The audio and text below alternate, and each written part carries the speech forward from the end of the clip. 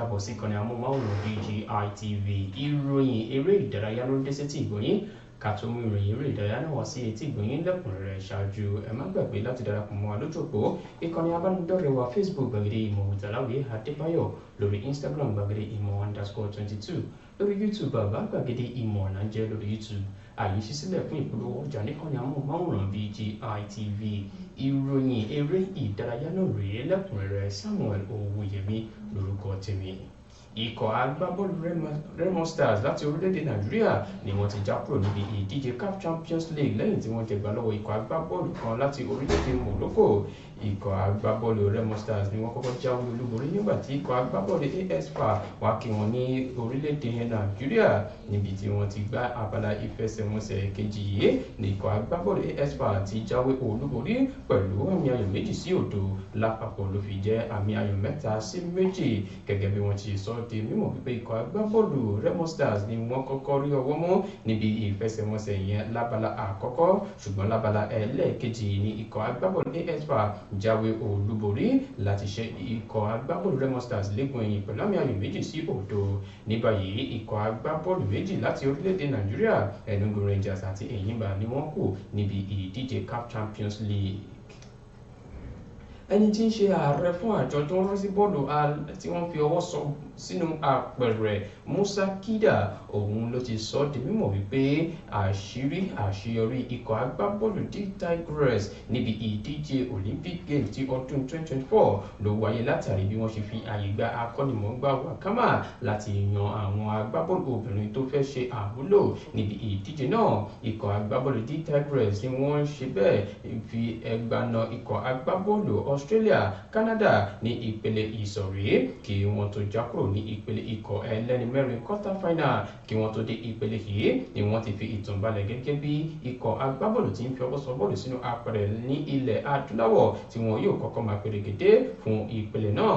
Ẹni tí ó wá jẹ́ Kida ló ti wá sọ di mímọ̀ wípé àwọn ìgbìmọ̀ àjọ tó ń rí sí bọ́ọ̀lù tí wọ́n fi ọwọ́ sọ sínú apẹ̀rẹ̀ NBBF ni wọ́n rí wípé àwọn kò kàn nípa àwọn agbábọ́ọ̀lù fún ẹni tí ń ṣe Wakama, wọn fún láàyè láti ṣe ohun tó yẹ kó ṣe gẹ́gẹ́ bí akọ́nimọ̀ọ́gbá fún ikọ̀ agbábọ́ọ̀lù D Tigers. Àwọn sọ di mímọ̀ pé eléyìí ló jẹ́ kí wọ́n rí ọwọ́ mú kí wọ́n lè ṣe àṣeyọrí níbi ìdíje Olympic.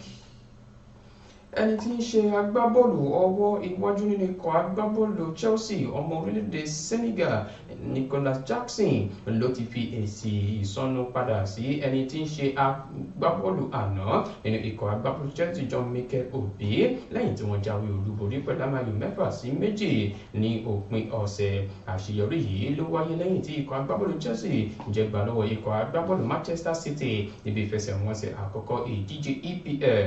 John-Mikel Obi ṣáájú ló ti bu ẹnu àtẹ́lu Jackson wípé ó máa ń sọ àwọn àǹfààní ńlá nù níbi àwọn ìfẹsẹ̀wọnsẹ̀. Jackson, ẹni tí ó rí ọwọ́ mú níbi ìfẹsẹ̀wọnsẹ̀ kojú ikọ̀ agbábọ́ọ̀lù Wolverhampton lọ́jọ́ àìkú Sunday àná, ẹni tó sì darapọ̀ mọ́ ikọ̀ agbábọ́ọ̀lù Chelsea láti inú ikọ̀ agbábọ́ọ̀lù Villarreal ló ti wá fún John-Mikel Obi lésì, ẹni tí ó ń bu ẹnu àtẹ́lu wípé kí John-Mikel Obi kó dákẹ́ ẹnu rẹ̀ wípé eléyìí ló fi ń ba ilẹ̀ adúláwọ̀ jẹ́. Ẹni tí ń ṣe akọ́nimọ̀ọ́gbá fún ikọ̀ agbábọ́ọ̀lù Real Madrid, Carlo Ancelotti, ló ti gbóríyìn fún agbábọ́ọ̀lù Federico Valverde látàrí bó ṣe dàbí ẹdun ìrọ̀bí òwe níbi tí ikọ̀ agbábọ́ọ̀lù Real Madrid ti jáwé olúborí pẹ̀lú àmì ayò 3-0 lọ́jọ́ àìkú Sunday àná. Ikọ̀ agbábọ́ọ̀lù Real Madrid ni wọ́n ṣe àṣeyọrí àkọ́kọ́ lẹ́yìn tí wọ́n gbá àmì ayò ẹyọ kọ̀ọ̀kan lọ́sẹ̀ tó kọjá.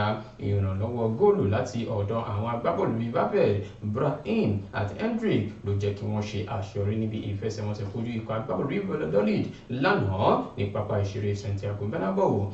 Carlo Ancelotti, ẹni tó wá sọ̀rọ̀ lẹ́yìn ìfẹsẹ̀wọnsẹ̀ náà, ló ti sọ di mímọ̀ wípé òun gbé fún agbábọ́ọ̀lù Valverde wípé ó jẹ́ agbábọ́ọ̀lù tí kò ṣeé rọ́pò àti pé àwọn ti rí ìwà Toni Kroos lára agbábọ́ọ̀lù yìí. agbábọ́ọ̀lù fún ikọ̀ agbábọ́ọ̀lù Manchester City Joe Cancelo ni wọ́n ti sọ di mímọ̀ wípé kò ní lọ mọ́ sínú ikọ̀ agbábọ́ọ̀lù Barcelona gẹ́gẹ́ bí wọ́n ṣe ń gbé ìròyìn náà káàkiri wípé agbábọ́ọ̀lù yìí ni ó ṣeéṣe kó máa lọ sínú ikọ̀ agbábọ́ọ̀lù Barcelona lẹ́yìn tí ó lo àdéhùn àyálò ní sáà tó kọjá nínú ikọ̀ agbábọ́ọ̀lù Barcelona. Wọ́n ní àwọn agbábọ́ọ̀lù bíi ikọ̀ agbábọ́ọ̀lù bíi Saudi Arabia tí wọ́n jẹ́ Al Hilal ni wọ́n ti wà lójú ọpọ́n báyìí láti ra agbábọ́ọ̀lù Cancelo ní ìgbàgbọ́ wà pé yóò fi inú ikọ̀ agbábọ́ọ̀lù Manchester City sílẹ̀ ní ìpalẹ̀mọ́ bí ọjà káràkátà àwọn agbábọ́ọ̀lù yóò ṣe máa tẹnu bọ epo.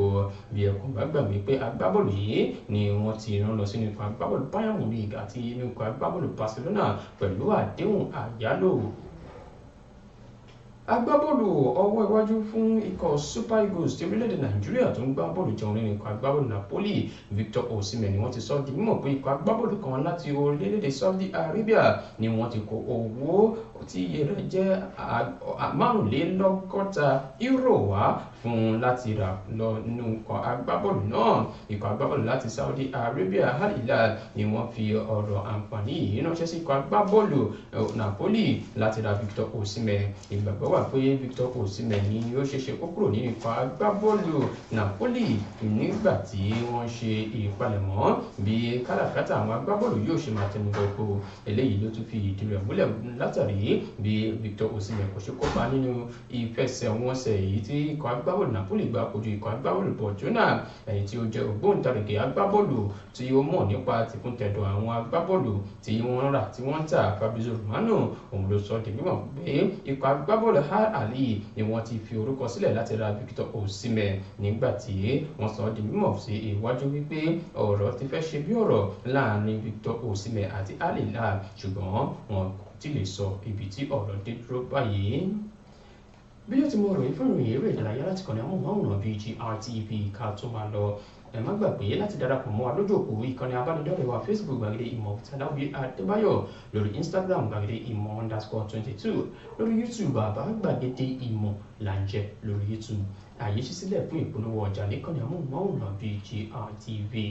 Ìròyìn eré ìdárayá kò ní jù báyìí lọ. Samuel Owóyẹmí ló ti mú ìròyìn eré ìdárayá náà wá sí etí ìgbọ̀nyín. Ẹ ṣé bí ẹ ti ń tẹ́tí gbọ́ wa, ẹ ṣé bí ẹ ti ń wò wá, àwa la ó máa ṣe nǹkan ò fi ṣe wá o. Ire o, ire kàbìtì.